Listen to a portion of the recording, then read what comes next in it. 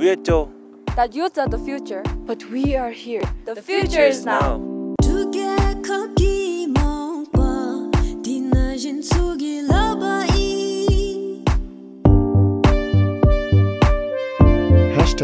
Future is Now is an advocacy campaign for policy change by a group of youths to draw the attention of policymakers and legislators on some of the pertinent issues the Bhutanese youth face, with the hopes that their voices will be heard and valued as the country embarks on the process of education and governance reformation.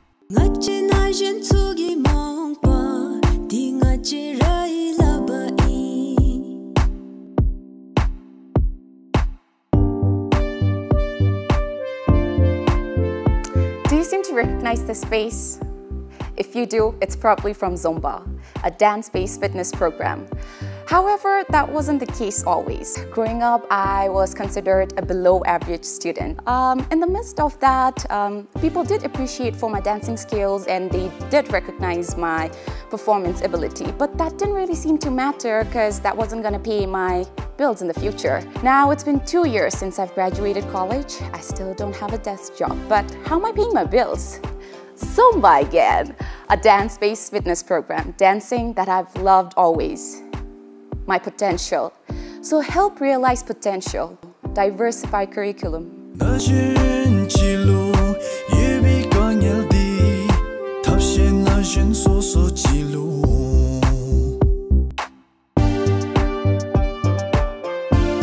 Skill-job mismatch has been prevailing over decades, and it still does, because what the student learns either becomes obsolete over the period of time, or that's not what the job market requires anymore. Which means we are entering into a 21st century job market, but with the 20th century skills. It makes a lot of sense because only 45% of the youth agrees that Bhutan's education system prepares them for the world of work, whereas 50%, in fact more than half of them, disagrees. I think it's high time to base curricular revision on market projection and make learning experiential and hands-on.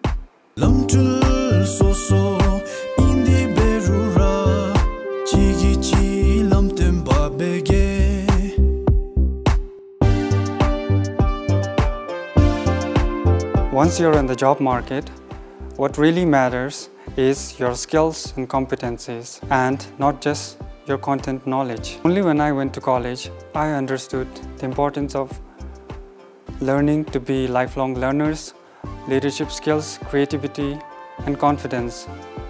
But I was left helpless as I wasn't grown up to become a confident person. Moreover, the contents have to be updated, and oftentimes it becomes irrelevant when we graduate. 65% of the children in primary schools today will ultimately work for a new job that doesn't currently exist yet. Teach not just content, but also lifelong learning skills.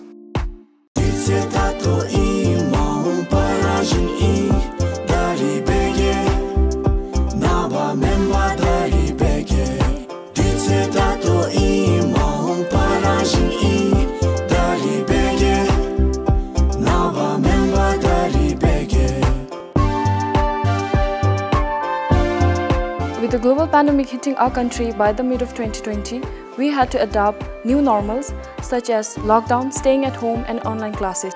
But with only 1/3 of the schools being equipped with computer technology, and also with only 13% of the students having access to internet facility, the question of reachability and the quality of education that they get has been a question. Therefore, there's a need to equip our schools and teachers with technology and to build capacity and to digitize our education system.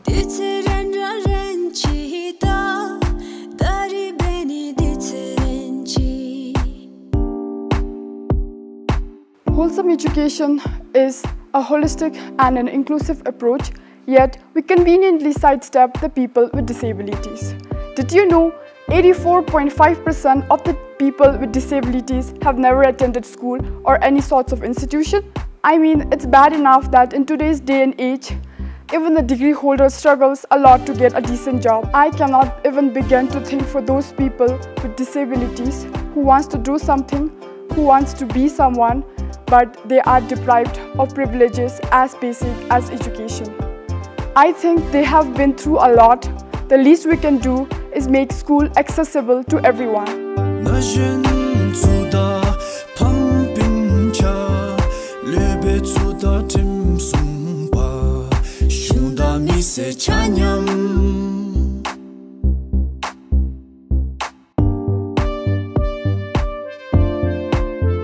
As the educator Jane Hull said, at the end of the day, the most overwhelming key to a child's success is the positive involvement of parents. I have closely witnessed an amazing parent getting involved in his children's education from a very early age, and earlier this year, despite being hindered by the pandemic, his son turned out to be the national topper, and there are children studying in boarding schools. Unfortunately, for these parents and children, although there isn't much of a possibility of their engagement, parents can make occasional visits which will always motivate the child to work hard and study hard. How involved are you in your kids' education?